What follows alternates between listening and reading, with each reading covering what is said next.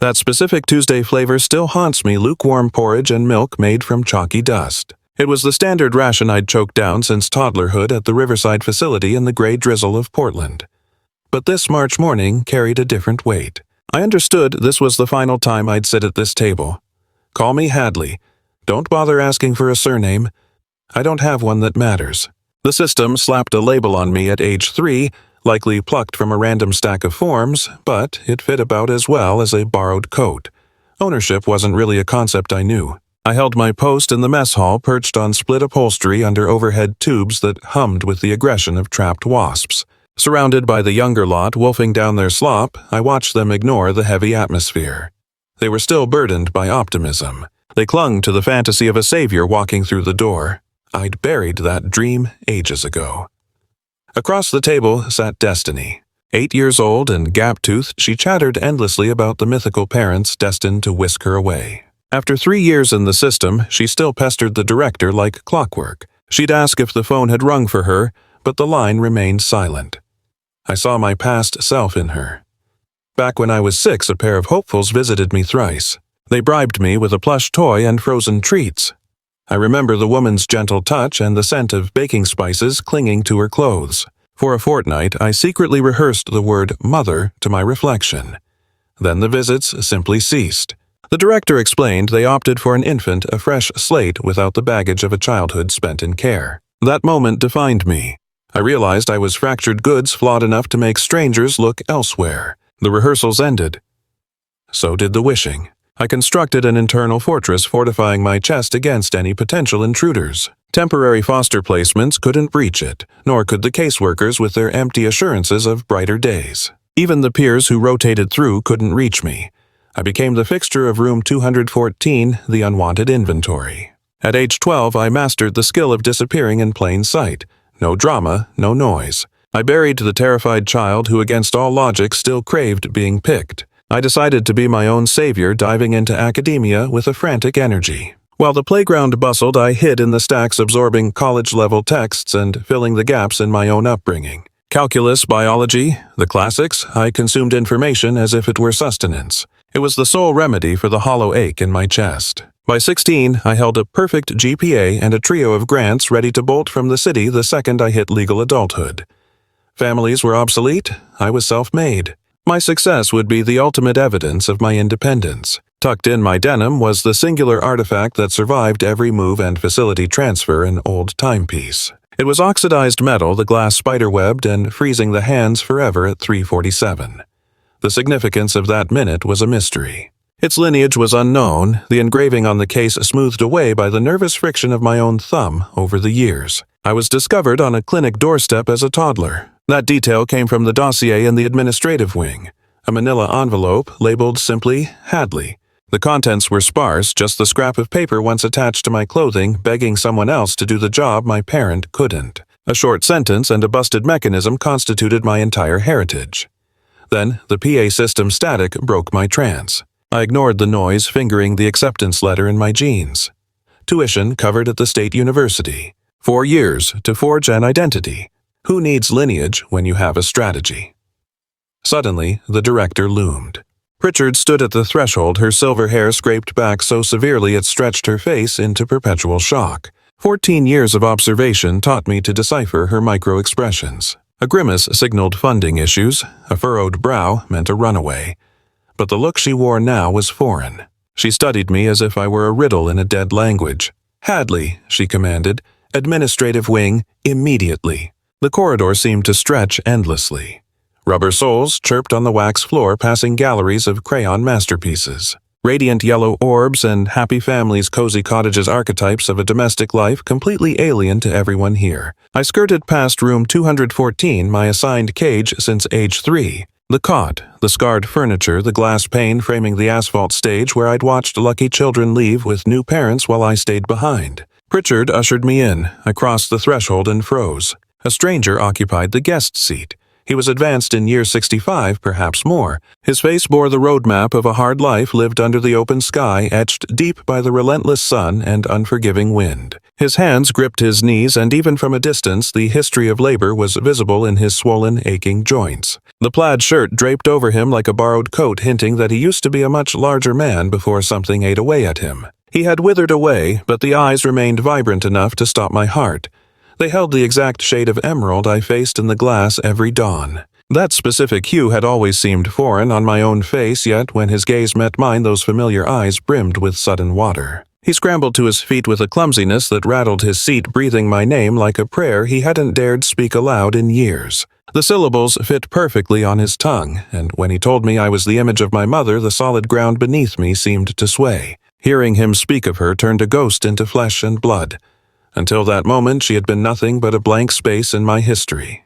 She was merely a missing piece of riddle with no answer, until the matron gently steered me toward a seat. I sank into the chair, my limbs numb and unresponsive, while the stranger brushed away his tears with a rough knuckle. Proximity revealed the cruelty of time, the faint shaking of his hands, and the ashen pallor that whispered of a body failing from the inside out. He stared at me as if I were a miracle he had forfeited long ago and had only just managed to recover. The matron's voice was gentle as she introduced him, explaining that this man, Harlan Dawson, had spent a lifetime searching for me. The syllables of his name carried no weight in my memory, yet the sheer adoration in his gaze anchored me to the spot. Confusion made my words barely audible, a whisper of a question escaping my throat. I demanded to know his connection to the woman who bore me, and he took a ragged breath, his voice fracturing as he confessed that he was the one who fathered me. Try to picture living with the certainty that you were discarded, that you sprang from nowhere and mattered to no one. Then, in a single heartbeat, an unknown man speaks a simple sentence that dismantles your entire reality. Faced with that declaration of paternity, the instinct is to either embrace the impossible or flee from it entirely. His claim suspended in the quiet room, delicate and terrifying all at once. Watching this worn-out man weep, I felt the defensive fortifications I had built around my heart start to fracture. I tried to deny it aloud, but deep down the truth resonated. The matron wouldn't stage this, and his grief felt too raw to be anything but real. This meeting wasn't a deception, and a stranger doesn't shed tears like that unless he has paid the price for them. My tone turned brittle-armored by years of rejection as I demanded to know where he had been hiding all this time. I asked why I was left behind, why he waited until now, letting the interrogation spill out like a river breaching a levee. My words were jagged and cruel, aimed specifically to inflict pain. I needed him to carry a portion of the emptiness I endured every time a family chose another child and left me standing there. I wanted him to understand the sleepless nights spent questioning my own worthiness of love. His expression collapsed into such misery that a wave of sympathy nearly overcame my anger. But sympathy only goes so far. A lifetime of solitude isn't erased by a single moment of clarity. With a shaky hand, he retrieved a photo from his coat, its corners softened by the touch of 1,000 thumbs. Sliding the image across the table, he introduced the woman in the frame as Nora. As I lifted the picture, I saw a girl who couldn't have been more than 23 staring back at me from the past. Her dark tresses flowed freely, and her eyes were the undeniable twin of my own emerald gaze. She was beaming at the photographer, radiant with happiness, framed by a rustic red barn and an endless summer sky. Dressed in simple cotton, she shaded her brow against the glare, looking effortless and free. She was vibrant and full of breath, a stark contrast to the ghostly victim I had invented in my mind, but his use of the past tense confirmed she was gone.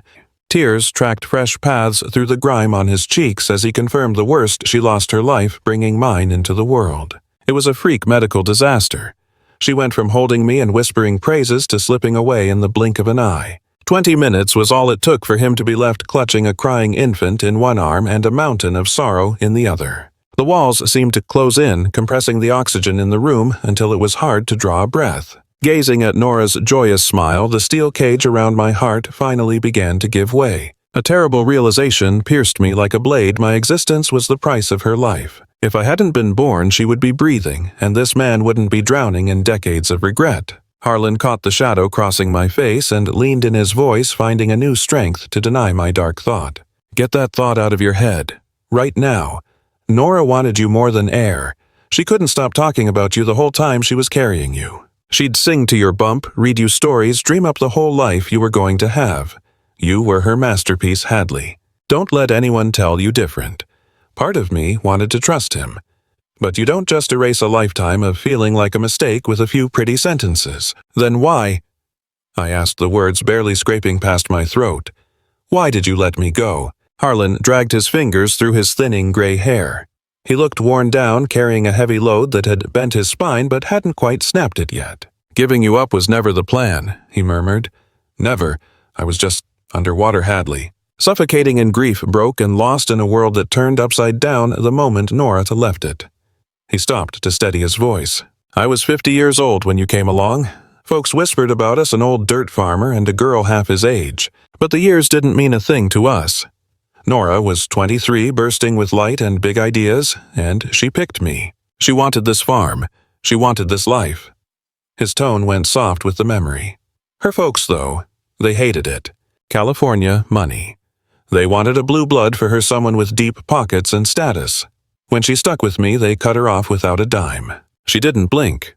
Told them love was worth more than their money. I glanced at the photo again, at the radiant smile on Nora's face, the Montana fields stretching out behind her. We got 3 years on the family homestead, Harlan went on. 3 of the best years of my life. When we found out you were coming, we were over the moon. She painted the nursery yellow, said it was the color of sunshine and hope. Kept a diary, writing to you every day, like you were already sitting there listening. His voice cracked. Then she was just gone, in an instant. 20 minutes after you arrived, the doctor walked out and said there was no hope, a hemorrhage. They couldn't stop the bleeding. He wiped a tear from his cheek. I held her as she slipped away Hadley. Her last breath was used on you. Look after our baby girl, she said. Promise me. The room went dead silent, just the clock on Mrs. Pritchard's wall ticking away the seconds. I promised her, Harlan whispered. But I let you both down. How? I asked. My voice felt distant, detached, like I was watching a movie of someone else's life. Harlan stared down at his calloused palms. When Nora died, I broke. Couldn't eat, couldn't sleep, couldn't think straight. The farm was going under. I was broke alone and terrified of raising a newborn when I could barely dress myself in the morning. I believed. He stopped, his face contorted with ancient regret. I truly believed I was making the smart choice. I thought if I put you in temporary care just for a few months, I could get my head straight, save the farm, and build a real home for you. He met my eyes. The caseworker said it was routine procedure. 6 months, she told me. Enough time to get back on my feet financially and emotionally. I signed the papers. I worked myself to the bone. Took night shifts at the lumber mill, patched up the farmhouse, got your room ready. His hands balled into fists. But when I went back after 6 months, you weren't there. Gone, I said. The word felt like a hole in my chest. The hospital had moved you to the state system after 30 days. The caseworker I dealt with, she'd quit. The new one had no notes on our deal, no record of my calls, my visits, or how hard I fought to get you back. Harlan's voice grew hard with lingering fury. They claimed I abandoned you, said I left you at the hospital and ghosted them for 30 days. They stripped my parental rights before I even knew the clock was ticking. By the time I scraped together cash for a lawyer, by the time I figured out the mess, they'd already put you up for adoption. Told me to let it be. Said you'd find a family. Said dragging you back would only hurt your chances at a stable life. He looked at me, eyes swimming with decades of sorrow. So I stepped back. I thought you were better off without a broken-down farmer. I imagined some nice family took you in, gave you everything I couldn't provide. I thought you were happy. I wasn't, I whispered. I was never adopted. I spent my whole life bouncing through the system. The noise that escaped Harlan was barely human, a raw, wounded sound rising from deep in his gut. I didn't know, he choked out. I swear on my life, Hadley. I didn't know until 3 months ago. I pictured you out there living a dream. I tried to respect the family I thought you had. I tried to stay away for your sake. 3 months ago, I said. What changed? Harlan went quiet for a long beat. Then he dropped the truth that shattered the room. I got sick. It's cancer, terminal. Doctors gave me 6 months, 9 if I'm lucky. I realized I was going to die without ever telling you the truth, without you knowing you were wanted and loved from your very first breath. Terminal cancer. The words slammed into me like a physical blow. Here sat this man, this stranger claiming to be my father, confessing he was dying. He'd lived with the guilt of letting me go, thinking I was happy, only to find me when the clock had almost run out. By all rights, I should have been furious. I ought to have felt stabbed in the back. And yeah, a jagged piece of me did. But, buried beneath the resentment under the fortress I had built over the years, something else stirred. Terror. The paralyzing dread of saying goodbye to a stranger before I ever got the chance to say hello. Before I could figure out if I wanted to scream at him or hug him, I actually looked at Harlan Dawson. Really looked at him. I saw how his shirt swallowed his skeletal frame, the ash-gray pallor of his cheeks, and the shaking in his fingers that had nothing to do with nerves. The man was fading away, burning the last of his candle just to find the girl he had lost. "How did you even track me down?" I managed. Harlan's mouth twitched a ghost of a grin. "Hired a PI. Blew my entire savings account on it." Once he finally dug up the original paperwork, the truth came out. The caseworker assigned to me back then had messed up. Badly. She had walked off the job without filing our case, and her records vanished during a system upgrade. By the time the dust settled, the system had swallowed you whole, and I was branded a deadbeat dad who walked away. He leaned forward, his fingers brushing the old timepiece I had instinctively clutched in my fist. "My dad's," he whispered. "I tucked it into your swaddle the morning I handed you over at the clinic. Needed you to have a piece of us, even if I could not be the one holding you." I stared at the worn metal, at the rubbed-away inscription on the case. "Dawson," Harlan murmured. "It reads Dawson, your name, your birth name."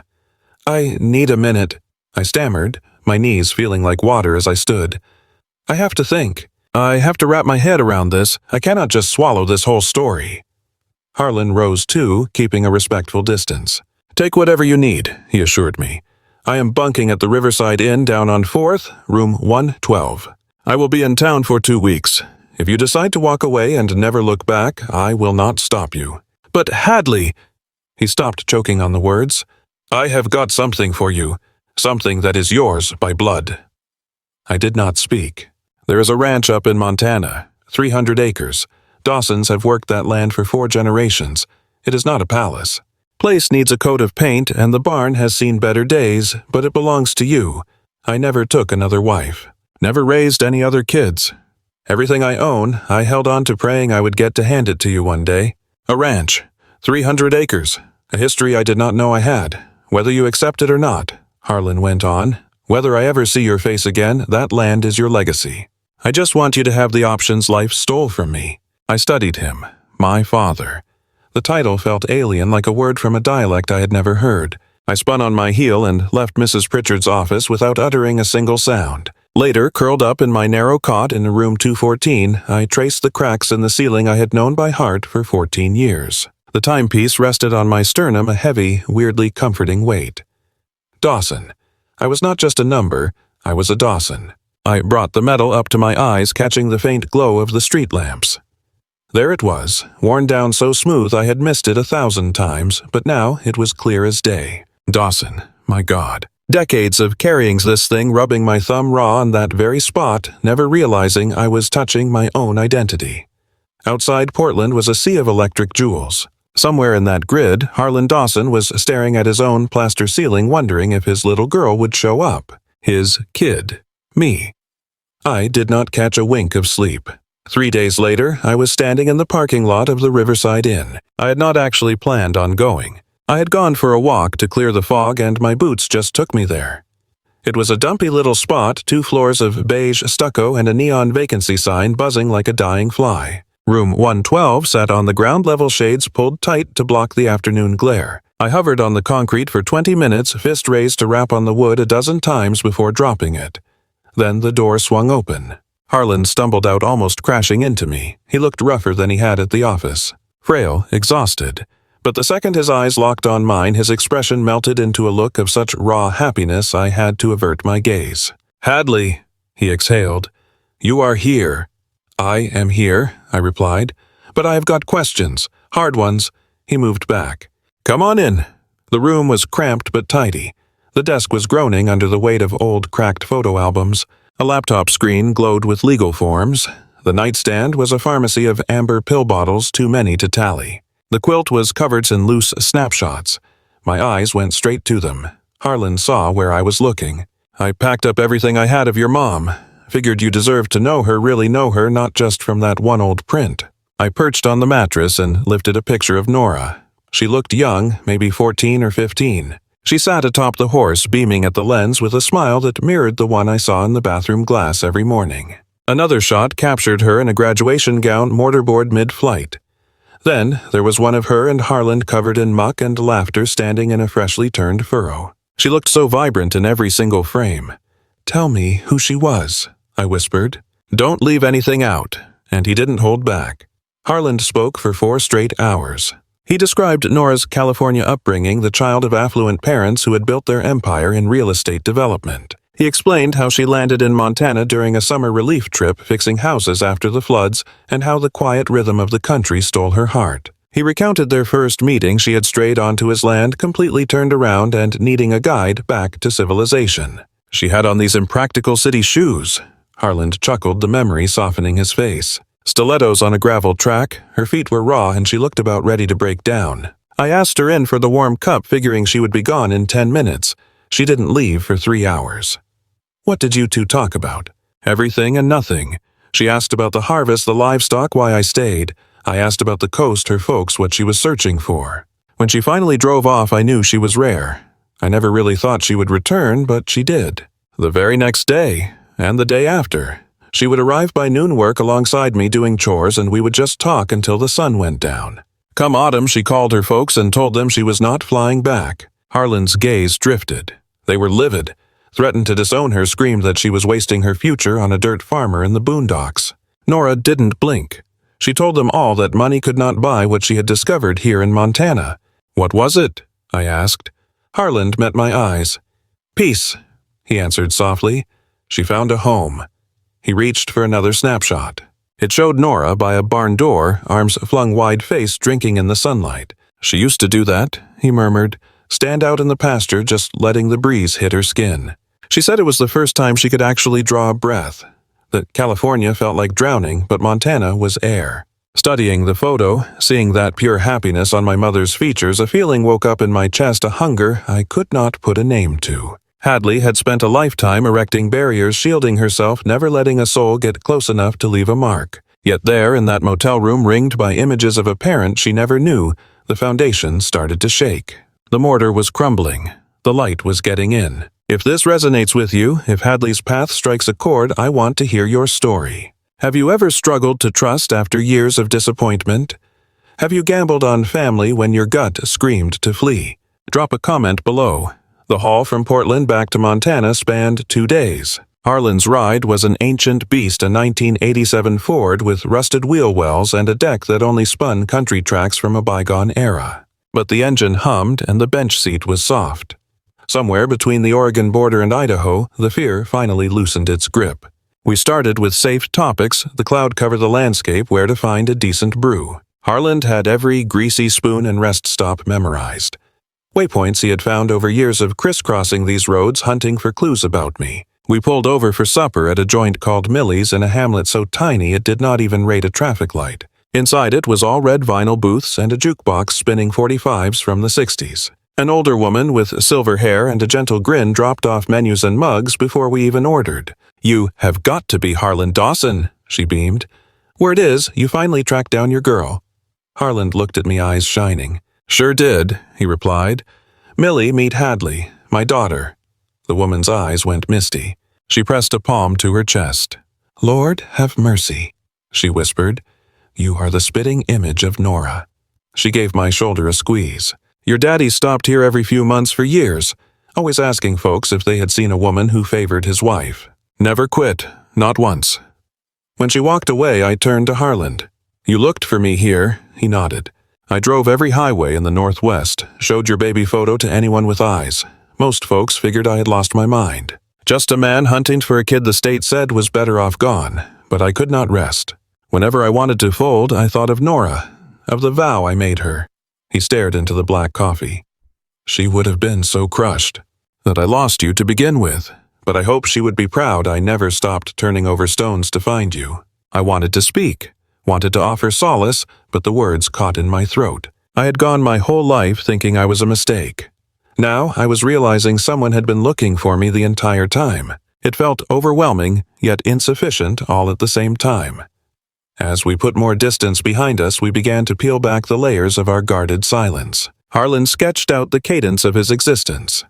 It was a life of dawn feedings, patching broken fence lines and tending to the herd before the dew burned off. He spoke of twilights where the horizon burned with hues too vivid for any camera lens to hold. In return, I gave him the jagged edges of my history, the shuffling between strangers' houses and institutions, and how I mastered the art of fading into the background to survive. I shared the brighter sparks too, the university grant, the future I was mapping out, and my desperate need to carve out a meaningful place in the world. He absorbed every word, offering neither critique nor sympathy, just his presence.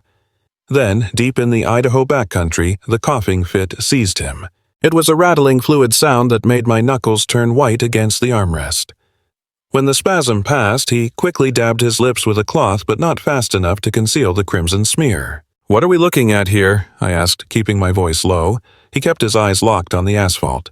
"Nothing good," he replied, "but I've got enough sand left in the hourglass to bring you home." The conversation shifted to Nora and her inaugural attempt at riding. "Scared out of her wits?" He recalled, sure the beast would buck her off, yet her tenacity was stronger than her fear. She refused to quit. Before August ended, she could outride even me. When I asked what she loved most about the land, he didn't even blink: the daybreak. She used to drag herself out of bed while it was still pitch black just to witness the light cresting the peaks. She claimed it felt like witnessing creation start all over again. We breached the Montana state line right as daylight began to fade. The atmosphere ignited with a palette entirely alien to me, burning tangerine, fading into rose, shifting to violet, and finally settling into an indigo abyss. The terrain was limitless, a sea of undulating slopes and far-off summits. Suddenly, the tightness in my ribcage seemed to loosen. It was the sheer magnitude of the openness. Back in the city, concrete canyons and crowds always made me feel claustrophobic, trapped by pressure. Out here, the skyline had no end. I could actually fill my lungs. "I get it now," I murmured. Why this place meant so much to her. Harlan shot me a brief look. Hearing that would have brought her peace. He guided the truck off the pavement and onto the crunch of loose stone. A beaten timber marker stood guard at the driveway. Dawson Homestead, founded 1892. A lump formed in my throat. 4 generations of blood and sweat. More than a century of legacy, and I was the latest link in the chain. Our path snaked through pastures where high stalks danced in the twilight wind. Groves of evergreens acted as natural windbreaks. Finally, perched atop a soft rise, the main structure appeared. It was a 2-story farmhouse, its white exterior flaking away after decades of brutal seasons. The veranda dipped precariously to the left, and plywood covered several panes of glass. Yet, despite the disrepair, the place felt unshakable, resilient. "It's a bit of a fixer-upper these days," Harlan admitted, his tone regretful. Once the illness took hold a few years back, maintaining it all became impossible. I climbed out of the cab and was immediately struck by the atmosphere, crisp, untainted, a far cry from the smog-heavy air of Portland. The scent of fir needles and earth filled my nose, mixed with an essence that felt vibrant and raw. Then came the quiet.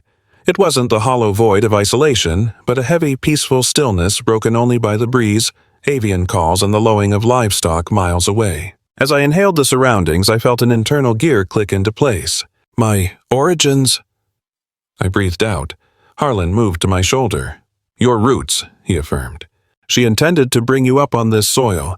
She even coated a room in canary paint, hoping your days would be nothing but bright." Sleep evaded me completely when darkness fell. The quarters Harlan set up were immaculate and modest, a metal frame topped with stitched patchwork.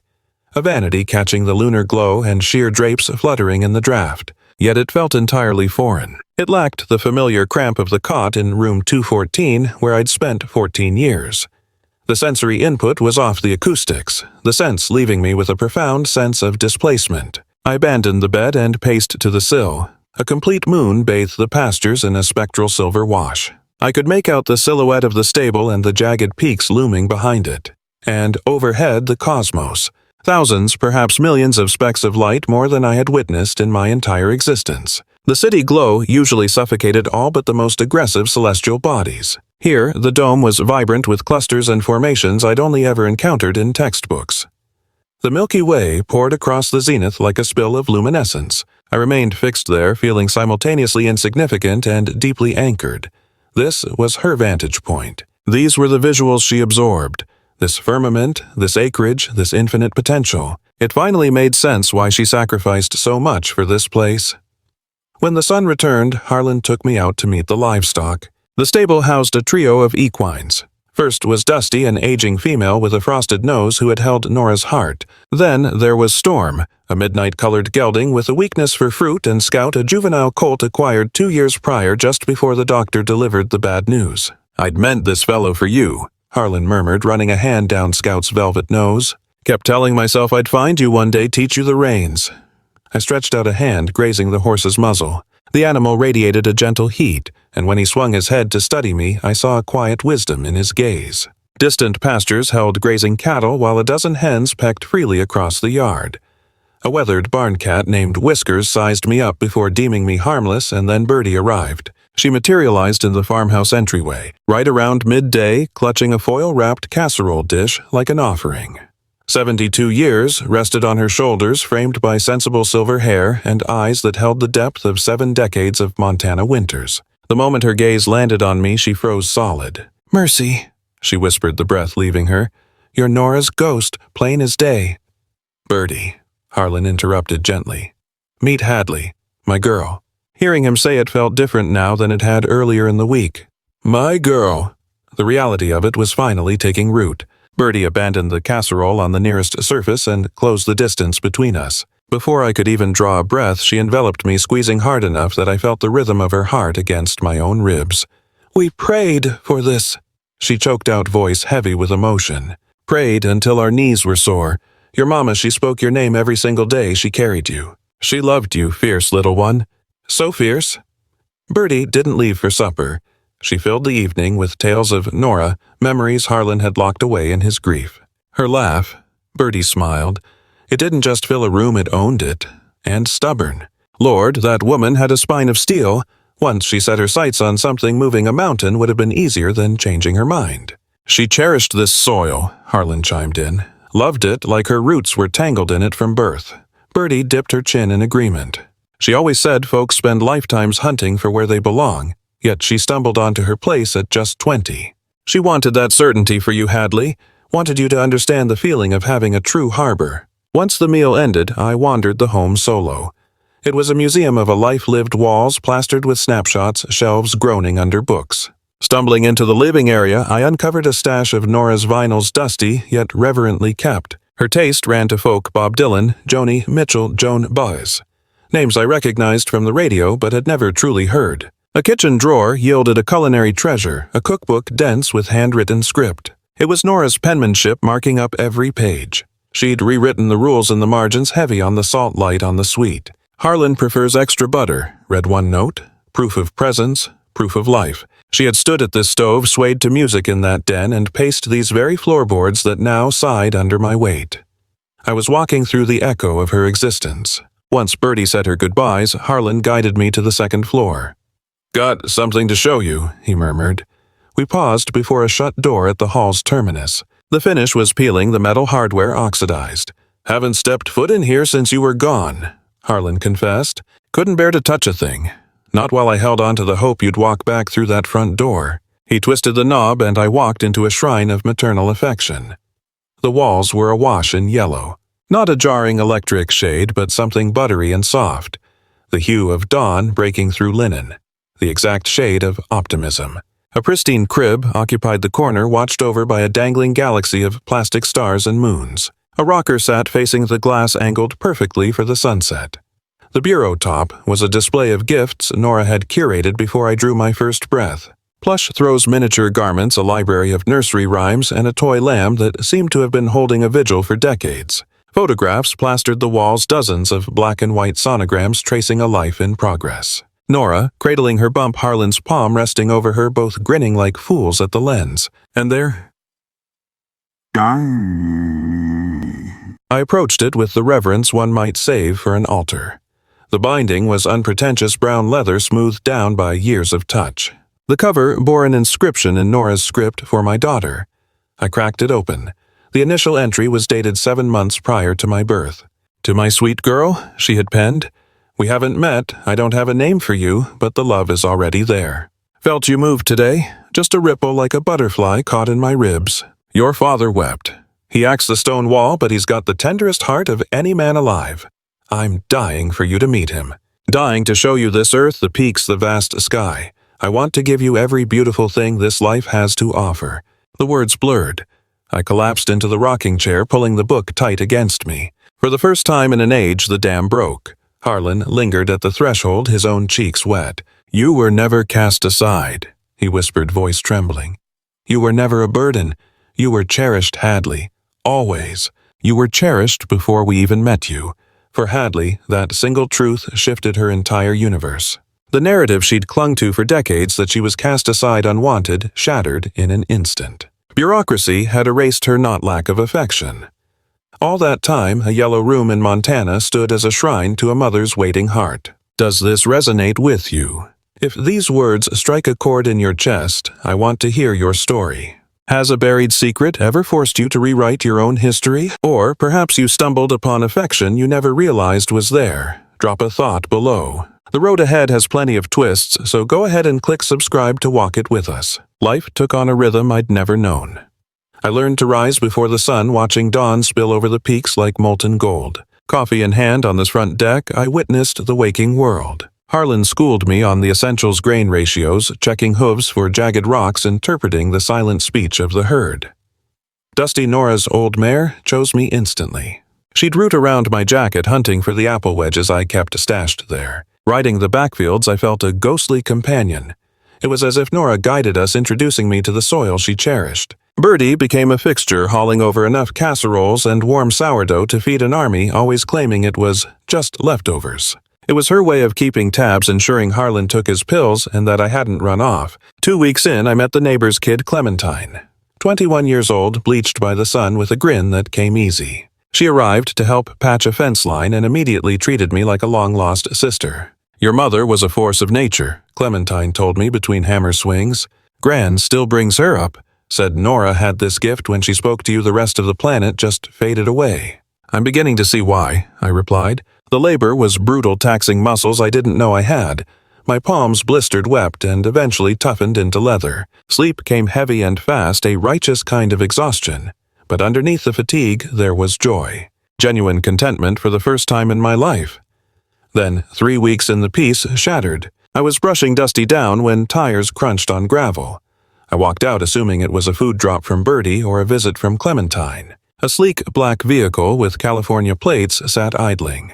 The driver emerged 60-something, soft around the middle, clearly a stranger to manual labor. He wore a suit that cost more than my life, accessorized with a gold timepiece. He reeked of wealth. He scanned me with cold, unreadable eyes. "So," he murmured, "you're the girl." Harlan stepped onto the deck, all color draining from his face. "Vernon, what are you doing here?" I didn't recognize the name. The stranger offered a tight, mirthless grin. "Vernon Dawson, Harlan's cousin? And you?"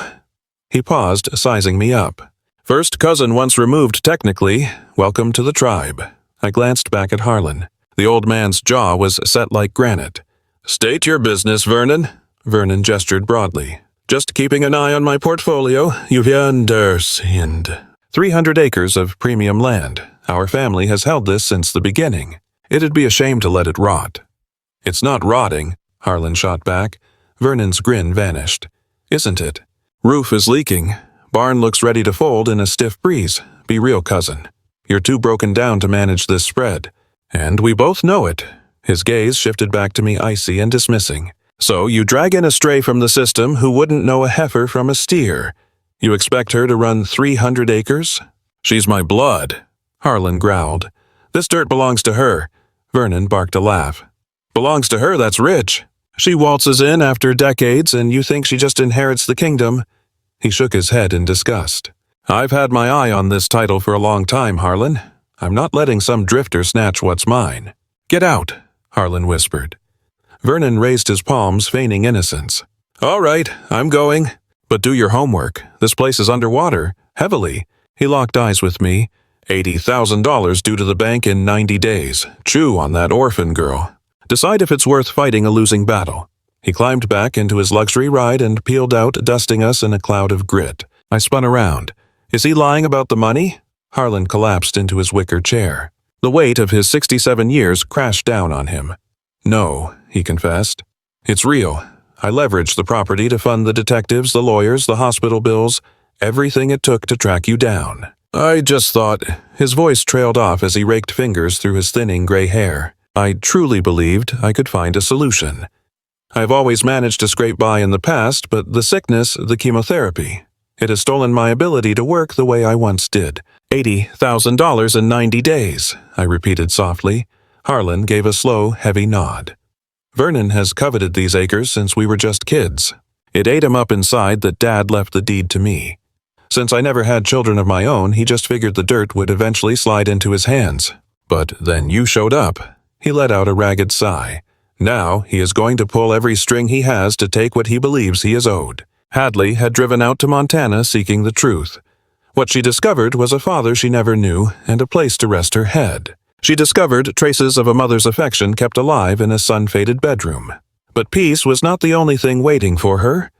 A predator was waiting too. Vernon Dawson hungered for this ranch. He wanted it enough to use fear as a weapon enough to weaponize overdue bills and bank schedules. The choice now rested on Hadley's shoulders. Would she stand her ground for a legacy she had only just unearthed? Or would she retreat, put up her walls like she always did, and hand Vernon the victory? I need to ask you, have you ever battled for something that felt like your soul belonged there? Even when the world told you to let go, drop your story in the comments below. I would love to read what you have been through. Vernon returned 3 sunrises later, and he was not alone. He had a suit with him. They waited on the veranda, clutching paperwork while I observed from the stable shadows. Harlan was trapped inside that day, too frail to leave his mattress. The medication was stripping him down, leaving him with more dark days than bright ones. I wiped the grease off my palms onto my denim and marched over. "We are not interested in whatever you are peddling," I stated flatly. The lawyer, a slight fellow in spectacles, cleared his throat. "Ma'am, we are here to address the mortgage arrears. As you likely know, the lender reserves the right to seize the asset if the installment plan is violated." Vernon flashed that icy grin of his. 80 grand, little orphan. "Do you have a pile of cash like that tucked under your mattress?" I stayed silent. The silence said enough. We both knew my pockets were empty. "Tell you what," Vernon drawled, "I am a practical man. I will take the property off Harlan's hands. Market price minus what is owed. He walks away with some change in his pocket and you go back to whatever group home spawned you." "Everybody wins except us," I countered. "Except this soil remains in our bloodline just as it has for 4 generations. Vernon's gaze turned to stone. "You are not blood. You are a stray who stumbled into a good situation. Do not act like you fit in. I belong right here." I replied, and for the first time the words felt true. "My mother rests in this ground. My father hammered the nails into these walls. My name is Hadley Dawson, and I am not going anywhere." Vernon studied me for a long, heavy minute. "We will see how that plays out," he finally muttered. "We will see." The days that followed were thick with stress. I poured every ounce of my energy into labor. If this was my birthright, my legacy, I intended to show the world I was worthy of it. I repaired fence lines until my knuckles were raw. I mastered the gears on the rusted tractor. I scrubbed the barn floor, sorted the grain supplies, fixed what was within my power, and cataloged everything that required a professional touch. Harlan observed me with a look that was half pride, half worry. "You do not have to carry this load," he whispered one twilight. "You could return to the city, use that scholarship, live the life you mapped out. Is this truly what you desire?" He paused, letting the silence hang. "I just want to see you smile, Hadley. That is the only wish I have left. If being here fills your heart, then fight for it. But do not remain here out of debt. Do not stay because of shame or some heavy sense of obligation to a man you barely know." I gazed out across the pasture, watching the peaks shift to violet as the sun dipped low. "I am staying because it is my choice," I told him. "For the first time in my existence, I am standing exactly where I am supposed to be." A week down the road, Bertie approached me with a secret that shifted the ground beneath us. She cornered me in the stable while I was grooming the horse. "There is something you ought to hear," she murmured, her tone hushed. "About your uncle, about what he did." I lowered the brush. Bertie scanned the yard, paranoid that ears might be listening. "Back when Harlan was hunting for you, he got close. Painfully close. He hired a private eye who nearly tracked you down. You were living in foster care in Seattle, only a few hours' drive. Another week, maybe 2, and your father would have brought you home. My pulse began to race.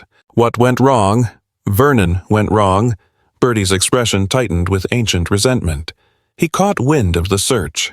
He was terrified that if Harlan reunited with you, the farm would never be his, so he fed lies to the detective. Sent the man chasing shadows down in Texas. By the time Harlan figured out the deception, the trail had vanished. I felt a wave of nausea. Vernon intentionally blocked me from my dad all those years? Bertie nodded. Harlan has no idea. I was not certain for the longest time, but Vernon's late wife confessed before she died. The guilt was eating her alive. She said Vernon gloated about his brilliance, claiming he did it to save the family heritage. I rose to my feet, trembling with fury. I need to tell Harlan. Bertie grabbed my wrist. Think this through. Your father is fading. The shock could take him out faster than the disease. You have to decide how to handle this. Take it up with Vernon directly. It was a choice between using the secret as a weapon or dropping it to save the homestead. Sleep was impossible for 48 hours. I lay there in the dark, staring at the plaster Bertie's confession looping in my mind. Vernon knew my location the entire time. He had steered my dad off course on purpose. He stood by and watched Harlan bleed out emotionally year after year. Saw him drain his savings, saw him age and wither looking for a child who was practically next door. He didn't just stay silent. It was more malicious than that. He built a wall between us intentionally. And for what, some dirt and grass. By day 3, the sorrow hardened into a blade. No more tears, no more playing the casualty. I was ready to go to war. Vernon didn't just take money, he robbed us of our history. He let my father burn through his life savings while he hovered like a scavenger just waiting for the property to free up. Ever find out a blood relative stabbed you in the back? How did you manage to stand back up after that? Drop a line below. Your survival stories might be the lifeline someone else needs. I cornered him at the local supply depot. He was holding court with the cattlemen, likely poisoning them against me. The room went quiet the second I entered. I called his name, demanding a word. He just grinned. Look, the stray wants to speak. How quaint.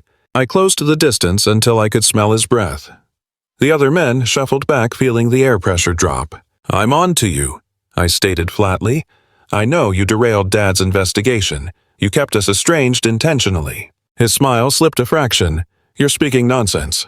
Your late wife confessed to Bertie. She couldn't meet her maker with that guilt. I've got testimony. I've got evidence. He flushed crimson. Fabrications, you've got nothing. I nodded. Maybe not for a judge, but enough to convict you in the eyes of these neighbors. I'll explain how you twisted a father's sorrow, how you sentenced a kid to an orphanage just to grab some acreage, how you circled us like a bird of prey betting on Harlan's death so you could snatch an inheritance that doesn't belong to you. You could hear a pin drop in that store. An elder rancher broke the silence.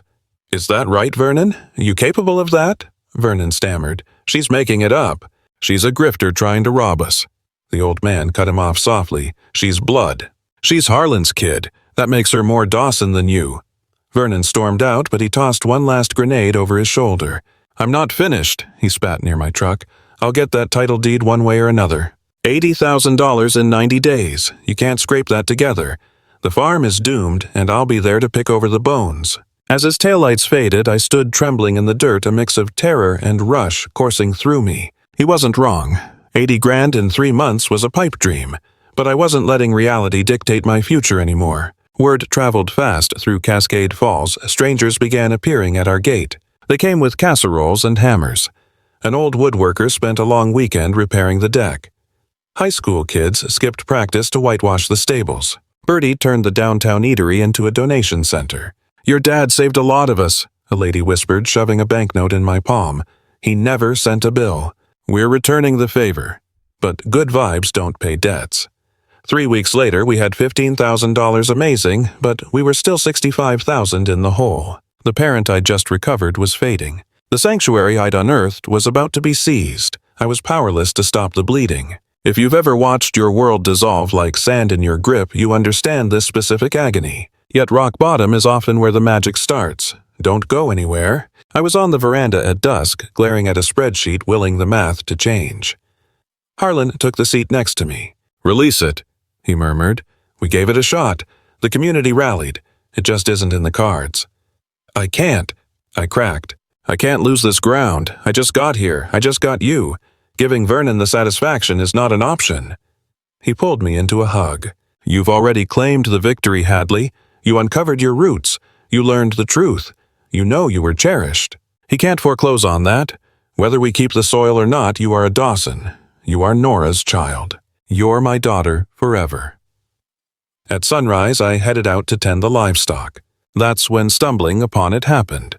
I was cleaning out the gelding's pen when the spade struck a solid object beneath the earth. I dropped to my knees, sweeping away the muck. An ancient plank was revealed, etched with the letters N and D. Nora Dawson. Pulse racing, I wedged my fingers under the timber and pulled. Buried beneath the debris lay a metal container roughly the size of a boot box. Rust had gnawed at its corners over time, yet the structure remained sound. My fingers shook as I dragged it into the light, sweeping away 20 years of grime. The clasp fought me for a moment before snapping open. Resting inside lay a single note accompanied by 17 distinct envelopes. Each envelope bore a handwritten numeral counting up from 1 to 17. Underneath that stack sat a heavy file of legal papers. I picked up the loose note first. To my darling daughter, Nora had inscribed at the top. Finding this means I am gone. I cannot predict the how or why, only that I am no longer by your side to guide you. My heart breaks knowing I missed seeing you bloom. I dreamed of showing you how to handle a mare, how to knead dough until it rises, and how to spin circles in a summer downpour. I yearned to be the mother you deserved in every possible sense. Since fate has decided otherwise, I needed to leave a piece of myself behind for you, evidence that you were cherished. Confirmation that you were deeply desired. A testament that for every sunrise while I carried you my mind was filled with you, my dreams centered on you, and my heart beat for you.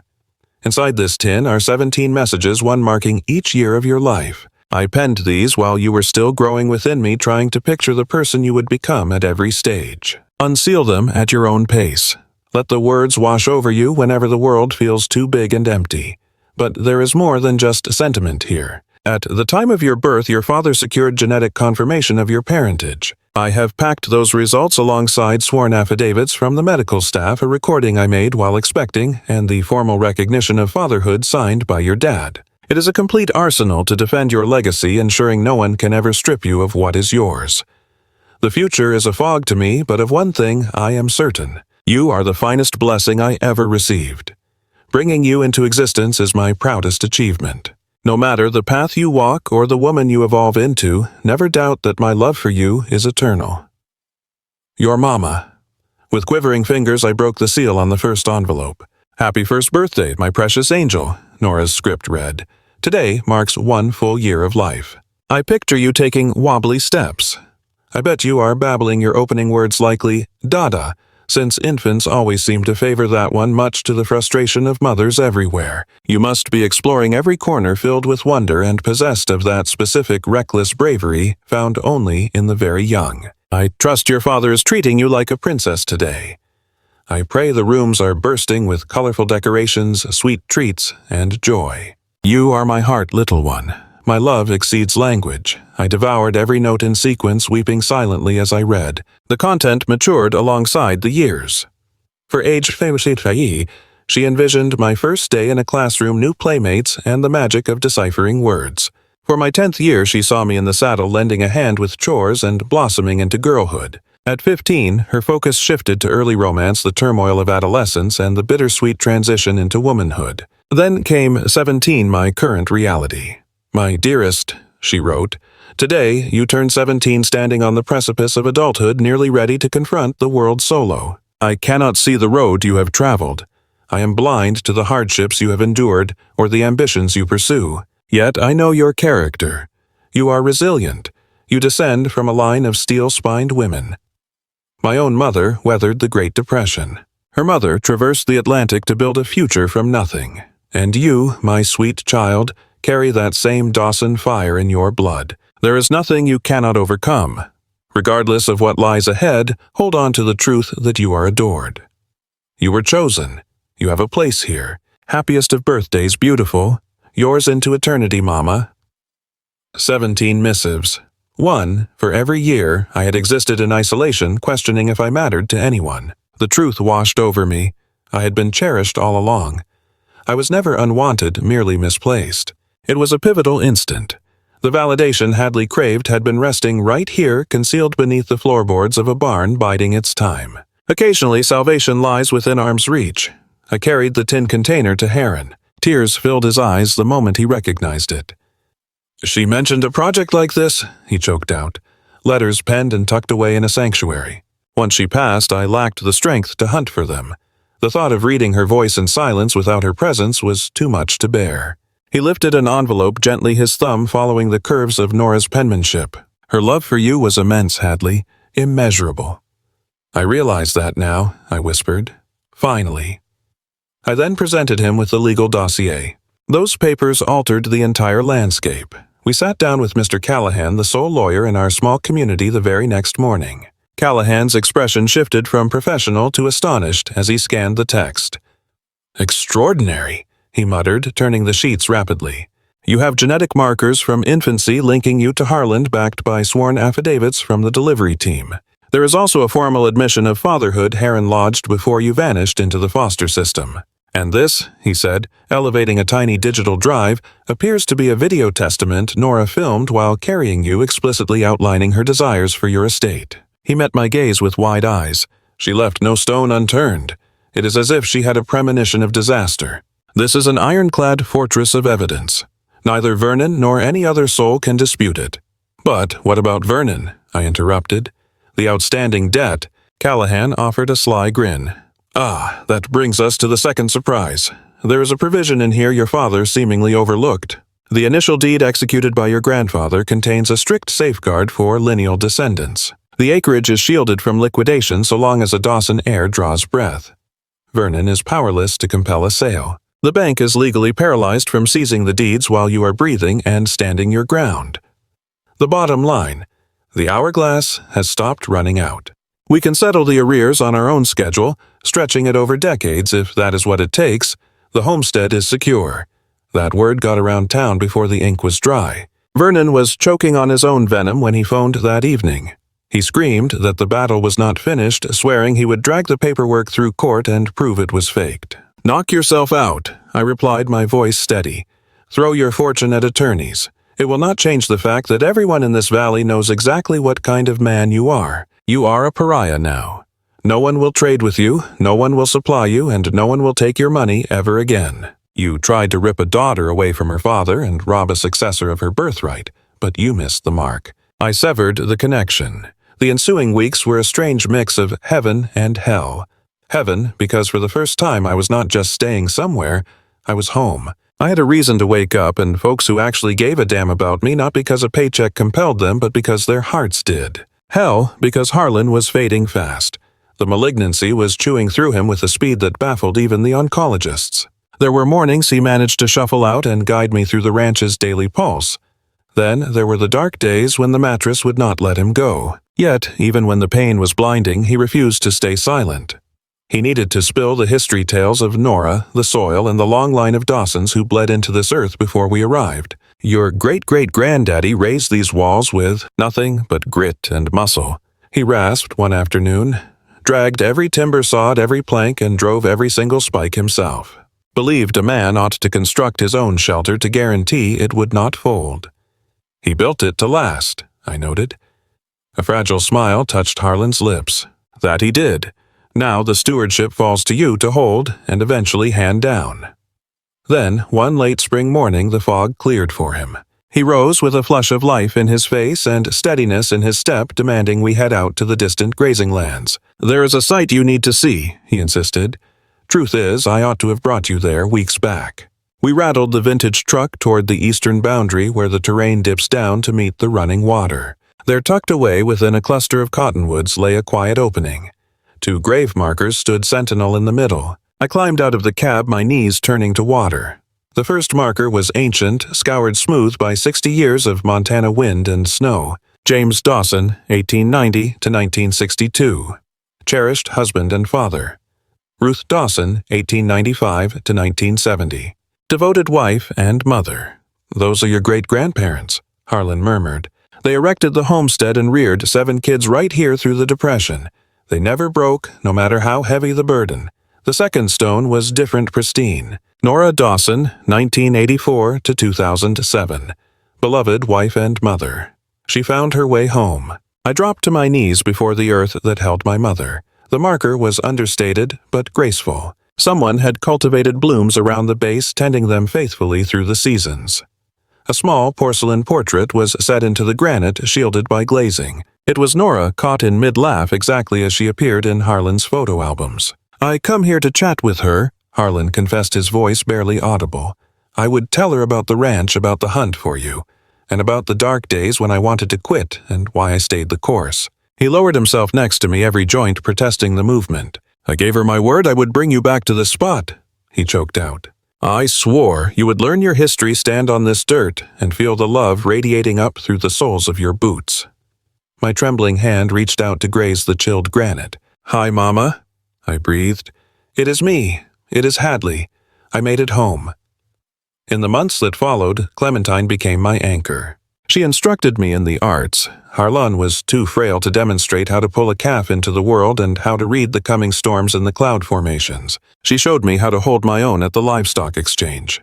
"You have got an instinct for this," she remarked one afternoon. Nora would be beaming. "I would like to think so," I replied. Clementine's gaze turned steel serious. "She is proud, Hadley. Wherever she is resting, she has got her eyes on you, and she is smiling." We burned through long days working the acreage, trading secrets. Clementine opened up about her kin, her ambition to study veterinary medicine, and the terror of abandoning the only landscape she had ever recognized. "Funny how life works," she mused one dusk, balancing on the rail as the sun dipped. "I have spent forever itching to escape Montana to chase something grander out there. Meanwhile, you spent a lifetime just craving a place to land, and now you have found it." I scanned the horizon, the jagged peaks, and the endless canopy above. "Maybe we can swap lives every now and then," I suggested. "You go conquer the globe, and I will keep the home fires burning." Clementine chuckled. "It is a deal." 3 months into my stay, Harlan's condition nosedived. He was confined to the mattress, lacking the energy to even reach the veranda. I sat vigil by his side for hours, reciting passages from Nora's diary, letting her voice saturate the room like a soft melody. One twilight, he begged me to haul him outdoors. "I need to catch the sunset," he whispered. "Just one last time." I got him settled in the chair and wheeled him out to the veranda. The heavens were painting a masterpiece that evening, streaks of tangerine magenta and violet bleeding into the skyline. Harlan gazed out at the view, letting the quiet stretch on. Finally, he broke the silence. "There is something else. One last thing meant for you." His hand shook slightly as he reached into his robe, retrieving a tiny music box. The timbre was soft to the touch, polished by years of handling. "Belonged to Nora," he murmured. "She picked it out before you ever arrived. Wanted you to know music from the start. Something to call back the memory of her singing to you while she carried you." He lifted the latch. A fragile tune drifted out, a melody that felt equal parts heartbreaking and lovely. "She never got the chance to wind it," he whispered. "Never got to lull you to sleep with it. But the intention was there. She needed you to know that her absence didn't mean a lack of love." My fingers trembled as I accepted the box. Tucked under the gears lay a snapshot, a woman clutching a newborn to her chest. Nora looked drained, pale as a sheet, yet her expression was sheer illumination. She was wrapping her arms around a small parcel swaddled in yellow wool. That infant me was all crinkled skin and flushed cheeks. Absolute perfection. Turning it over, I saw the script I knew like my own hand, my daughter. 20 minutes. That was the entirety of the timeline Nora got with her child. Just 20 minutes of pure, unadulterated joy. 20 minutes to hold her, to pour her soul into her before the medical crisis stole her away. Yet in that brief window she had given Hadley a lifetime's worth of devotion. This image, this tangible evidence, was the missing link. It was the undeniable proof that Hadley wasn't a mistake. She was desired, cherished, and exactly where she was supposed to be. Pause for a second. Just breathe. Let that reality land. If you are listening, tell me below, what would a photo like that mean to you? Imagine going your whole life feeling like an outsider, only to discover irrefutable proof that you were the center of someone's world, even if just for 20 minutes. How does that shift your foundation? Harlan passed on a tranquil Tuesday morning, right as September began its turn. I sat by his side, gripping his hand as he slipped away. With the window propped open, the scent of pine needles and damp earth filled the space. Out in the pasture, Dusty let out a low whinny, sensing the shift. Harlan's final breath formed words just for me. "Thank you," he rasped. "Thank you for finding your way back." And then silence. We laid him to rest in the family plot bordering the woods right beneath the evergreen he and Nora had put in the ground when they first claimed this farm. The turnout was overwhelming. Bertie, Clementine, Old Man Callahan, the ranch hands folks I had barely spoken to, kids I didn't know existed, they all showed up. The crowd spilled out of the cemetery gates, heads bowed as the minister eulogized a man defined by deep love, heavy loss, and stubborn hope. We placed Harlan right beside Nora, two granite markers identical and side by side. Nora Dawson, cherished wife and mother, 1984 to 2007. Harlan Dawson, devoted husband and father, 1957 to 2024, reunited at last. Afterwards, the house filled up. The kitchen groaned under the weight of casseroles and the living room buzzed with low voices. They swapped stories about Harlan, about Nora, about the mark the Dawsons left on this land. I stepped out to the porch needing the sunset. Bertie shuffled up next to me. "How are you holding up, honey?" "Honestly, I don't know," I confessed. "I'm gutted but thankful, terrified but calm. It's a mess." Bertie nodded knowingly. "That's grief for you. Plenty of room in the heart for all that chaos." She draped a heavy arm over my shoulders. "You know what Nora would be telling you right about now?" "What's that?" "She'd say, 'Get your rear end off this porch and go eat some food. There is enough grub in there to sustain a battalion, and wasting it is a sin.'" A laugh escaped me before I could stop it. "Yeah, that sounds exactly like her." Bertie grinned. "She'd also tell you she's bursting with pride, that she loves you, and that you are standing exactly on the ground where you're meant to be." The first few weeks of silence were brutal. Every dawn, I would wake up listening for his cough to echo from down the hall. I would walk out expecting to see him in his rocker coffee in hand, greeting the day. Instead, just an empty house and me. Well, not entirely alone. Bertie checked in like clockwork. Clementine pitched in with the chores. Neighbors kept the fridge stocked and the offers of help coming. But when night fell and the world went quiet, the reality of being the last Dawson on the registry hit hard. Week 3 brought a nasty storm. Gale-force winds tore down fencing and the deluge turned the lower fields into a lake. I spent 2 days straight in the mud and rain, chasing strays and patching wire. When the clouds finally broke, I was bone-tired, caked in dirt, and clearer-headed than I had been in years.